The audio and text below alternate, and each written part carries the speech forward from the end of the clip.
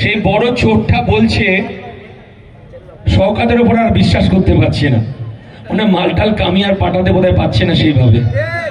বলছে আমি ভাঙড়ের দায়িত্ব নেব, কারণ আর দেখতে পাচ্ছি ভাঙড় থেকে আমার যে সমস্ত ভাইরা ডিজে বাজিয়ে যাচ্ছে তারা তো পাড়ায় এক একজন ডিম চোর, মুরগি চোর, হাঁস চোর, ত্রিপল চোর, আমফানের টাকা চোর, আবার বাচ্চাদের মিড ডে মিল চোর, 100 দিনের কাজের টাকা চুরি করেছে, তারা প্রধানমন্ত্রী আবাস যোজনার টাকা চুরি করেছে, এই ভোজেরহাটে চোরের সভাটায় যাচ্ছে। আর ওদের নেত্রী কন্ডম নেত্রী বলছে তার কোনো বক্তব্য নেই এই ভাঙড় নিয়ে, বলছে এদের পাল তুলে দে, পাল তুলে দে। কি বলবো বলুন তো, ওহিদুল বলে দিয়েছে এদের মানে যাদের একখান কাটা রাস্তার ধার দিয়ে যায় এদের দুখান কাটা রাস্তার মাঝখান দিয়ে যায়। আর আপনার ভাঙড়ের বিধায়ক আমার দলের চেয়ারম্যান, আজকে তার দুটো সভা ছিল, এই পোলের হাটের সভা, এবং আমরা সে খবর পেল যে আমার আজকে হারোয়াতে যে সভাটা আছে এই শওকত বাহিনী, শাহজাহান বাহিনী সেখানে আমাদেরকে স্টেজটা করতে দিল না। বুকের পাটা নিয়ে আমাকে বললেন বিশ্বজিৎ দা আপনি ভাঙড় ছেড়ে যাবেন না, আমি সেখানে যাচ্ছি, দেখি তৃণমূলের কোন মায়ের লাল আছে আর কোন খাকি পোশাক পরা পুলিশ আছে, আমি গিয়ে দেখে নেব।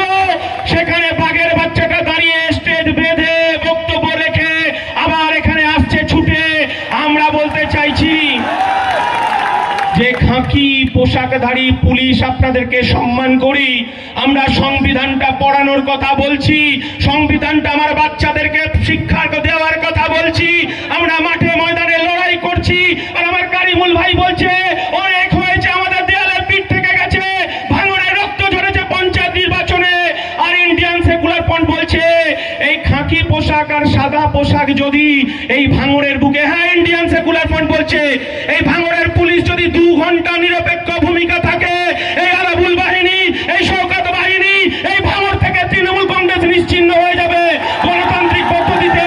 এই কথাটা বলতে চাইছি, কিন্তু যে কথাটা বলতে চাইছি আমাদের বিরুদ্ধে অনেক ষড়যন্ত্র। কোথায় যাব আমরা, কি করব আমরা? আমাদের কাছে চাল চুরির টাকা নেই, ডাল চুরির টাকা নেই, আমাদের কাছে 100 দিনের জব কার্ড চুরির টাকা নেই, প্রধানমন্ত্রী আবাস যোজনার টাকা চুরি নেই, গরু চুরির টাকা নেই, কয়লা পাচারের টাকা নেই, আমার বৌদিমণি সোনা পাচারের টাকা নেই, আমার মায়েরা যারা মায়েরা এসেছেন তারা হাঁস বেচে সংসার চালান, মুরগি বেচে সংসার চালান, তারা ডিমটা বেচে সংসার চালান। আর আমার যারা চাষি ভাইরা আছে ভাঙড়ের বুকে, এই মমতা বন্দ্যোপাধ্যায় ষড়যন্ত্র করছে আবার এখানে প্লেন, এখানে তারা এয়ারপোর্ট করবে। এই পোলের হাটের মানুষ বিপ্লবের মাটি, তারা পাওয়ার গিডে রাতের ঘুম মমতা বন্দ্যোপাধ্যায় ছুটিয়ে ছেড়েছে, আমরা সেই আন্দোলনকে স্যালুট জানাই। আর আমার নওশাদ সিদ্দিকী চেয়ারম্যান বলেছে এই পোলের হাটের মানুষের এক বুক রক্ত দেবে, তবু এখানে কৃষকের জমি তাদেরকে আমরা ছেড়ে দেব না, নাঙ্গল যার জমি তার, এই কথাটাই আমরা বলতে চাইছি। আমরা বলতে চাইছি সামনে লোকসভা নির্বাচন, এই লোকসভা নির্বাচনে একদিকে আমাদের বন্ধু কমরেডরা তারা মিথ্যে ভাবে প্রচার করার চেষ্টা করছে, আর আমার যারা বন্ধু নেতারা আছেন, আমি বলবো যারা কংগ্রেসের বন্ধুরা তাদের শুভ বুদ্ধির উদয় হচ্ছে এবং তারা বুঝতে পেরেছে আমার ভাই আজকে তো এসেছে কংগ্রেসের থেকে জয়েন করেছে, এর জন্য জোরে হাততালি হবে। আমরা যে সঠিক পথে আছি তার প্রমাণ আপনারা আজকে এই উপস্থিতির মধ্যেই, আপনাদেরকে আমরা বিরিয়ানি দিইনি, 200-500 টাকা দিতে পারিনি, আপনারা এসেছেন নওশাদ সিদ্দিকী জয়গান করতে করতে, আপনারা আইএসএফ এর জয়গান করতে করতে। আমরা জানি আপনাদের ভয় আছে, এই শওকত বাহিনী, এই আরাবুল বাহিনী, এই হাকিমুল বাহিনী আপনার আবার বাড়ি ভাঙতে পারে, আবার বোম মারতে পারে, কিন্তু শুনে রাখুন আপনার বাবা জেলে, শওকত মোল্লা তিহারে যাবে, তার নাম লেখা কমপ্লিট হয়ে গেছে। ভাইপো বিপদ বুঝতে পেরেছে, ভাইপো বলছে ভাঙড়কে ছাড়া যাবে না, কারণ ভাঙড়ের মাটি দুর্জয় ঘাটি, আরাবুল জেনে গেছে, শওকতে জেনে গেছে। আর এই আগুনের মাটিতে, এই আমাদের কৃষকের যে মাটি, এই দুর্জয় ঘাটিতে ভাইপো বাহিনী শুনে রাখুন, আপনি আবার দায়িত্ব নিচ্ছেন, হাত পোড়াতে যাবেন না, আমরা রক্ত দেব, ভাঙড়ের মাটি 1 ইঞ্চি মাটি আমরা তৃণমূলকে ছাড়বো না, এই শপথ আমরা নিচ্ছি ইন্ডিয়ান সেকুলার ফ্রন্ট। আমরা বলতে চাইছি, আমরা ব্যারাকপুর লোকসভায় আমরা প্রার্থী দিয়েছি আমাদের বন্ধু জামির হোসেন অ্যাডভোকেট। আমরা যেখানে দেখলাম ভোটের আগের দিন শয়ে শয়ে মানুষ আমাদেরকে বলছে আমরা বুথের এজেন্ট হবো, বুথের স্লিপ দেব, আর এই তৃণমূল কংগ্রেস, এই আলাবুল বাহিনী, এই শওকত বাহিনী আমাদের যে ইলেকশন এজেন্ট ছিল তার সই নকল করে তৃণমূল নেতাদের হাতে আমাদের পোলিং এজেন্টের ফর্ম বিলি করে দিয়েছে। আমরা ধরে ফেলেছি, আমরা তাড়াতাড়ি, আমার দলের চেয়ারম্যান বলেছে আমরা তাড়াতাড়ি আমরা ঘোষণা করে দিয়েছি, ইসিআই দিল্লিকে আমরা খবর পাঠিয়েছি, আমরা রাজ্যপালকে খবর পাঠিয়েছি, আমরা রুখে দিতে পেরেছি তাদের ষড়যন্ত্র। এই রকম ষড়যন্ত্র আবার লাল ঝান্ডা বাহিনী করতে পারে, তৃণমূল বাহিনী করতে পারে, আর সুযোগ বুঝে বিজেপিও সুযোগ নিতে পারে। কারণ আপনারা শুনে রাখুন, যাহাই বিজেপি তাহাই তৃণমূল, যাহাই তৃণমূল তাহাই বিজেপি। ইন্ডিয়ান সেকুলার ফ্রন্ট বলেনি, আমার দলের চেয়ারম্যান বলেনি, ওদের দলের নেতা যিনি সারদা নারদা এমপিএস রোজ ভ্যালির টাকা খেয়ে তিনি এখন পাগলা সেজে বীজপুরের মাটিতে শুয়ে রয়েছে। আমরা বলতে চাইছি প্রতিনিয়ত আমাদের ষড়যন্ত্র। আমরা যদি রাস্তার সামনে দিয়ে দুপা হেঁটে যাই, আমি কারিবুলকে বলবো, আমি আমাদের রাইনুরকে বলবো, ভাঙড়ের নেতাদেরকে বলবো, আপনারা বলবো, আপনারা আজ থেকে রাতের বেলা পাহারা দিন, যে পাহারা আমরা 1992 সালে দিয়েছিলাম। পশ্চিম বাংলার মানুষ 1992 সালে আমার যারা চাচারা এসেছেন, আমার যারা চাচিরা এসেছেন, আমার যারা কাকারা এসেছেন, কাকিরা এসেছেন, 1992 সালে ফিরে যান। সেদিন আমরা উত্তরপ্রদেশে কি দেখলাম?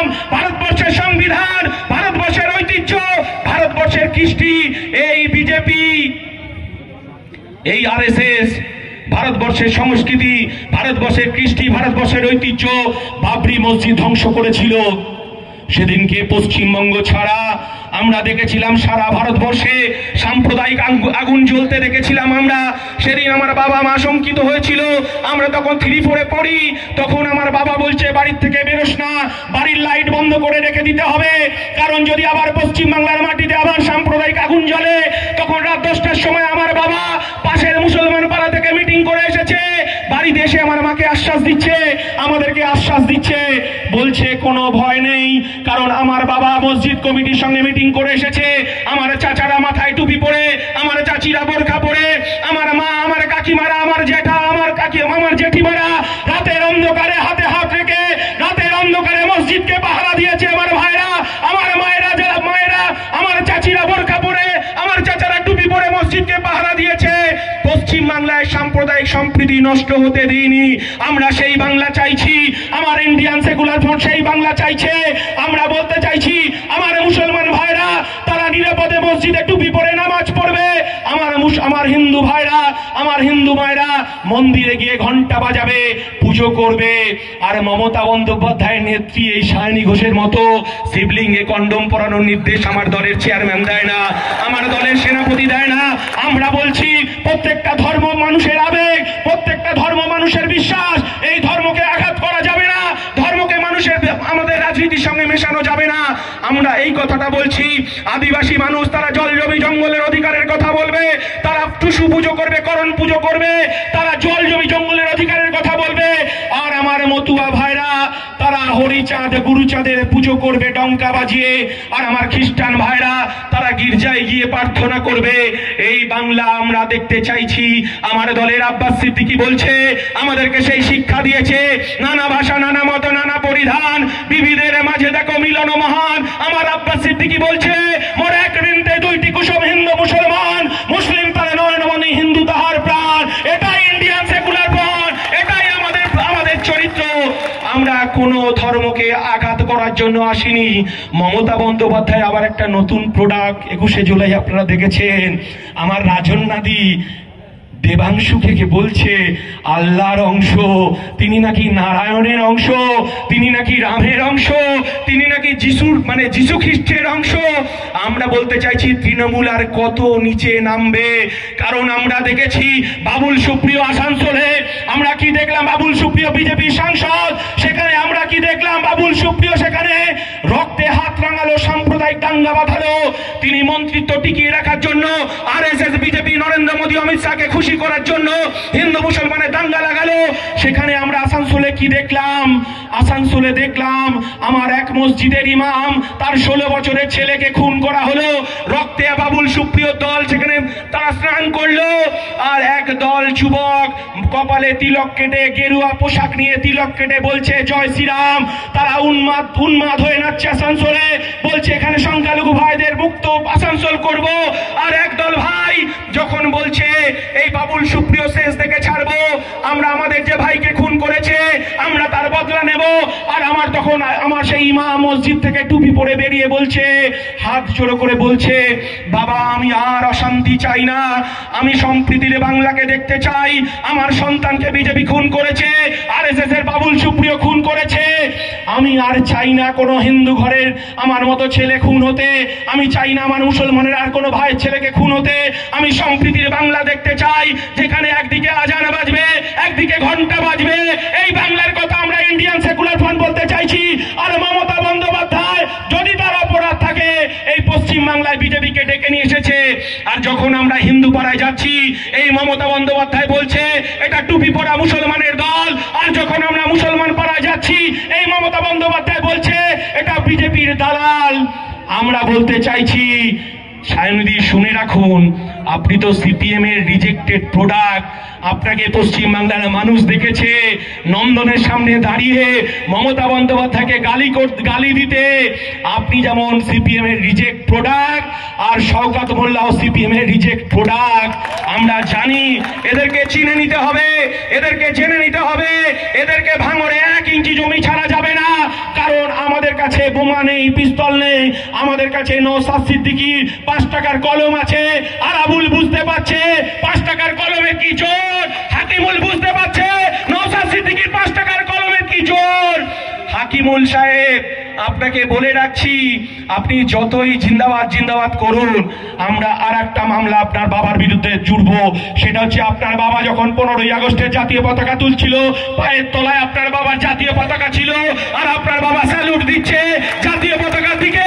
রাষ্ট্রদ্রোহিতার মামলা আমরা নিয়ে আসবো, কারণ ভারতবর্ষের জাতীয় পতাকাকে আপনার বাবা অবমাননা করেছে। খুনের বদলা আমরা নেব এই 5 টাকার কলম দিয়েই। আর আবুল বাহিনী, শওকত বাহিনী শুনে রাখুন, আমাদের দেয়ালে পিঠ থেকে গেছে, আমাদেরকে বোমা দিয়ে আটকানো যাবে না। নওশাদ সিদ্দিকীকে শাসনে আটকানোর চেষ্টা হয়েছে, নওশাদ সিদ্দিকী দাঁড়িয়ে থেকে শাসনের রশির রাতের ঘুম হারাম করে দিয়েছে। এই নওশাদ সিদ্দিকী পশ্চিমবঙ্গের ইলেকশন কমিশন আর ভারত সরকারের ইলেকশন কমিশনের রাতের ঘুম হারাম করে দিয়েছে।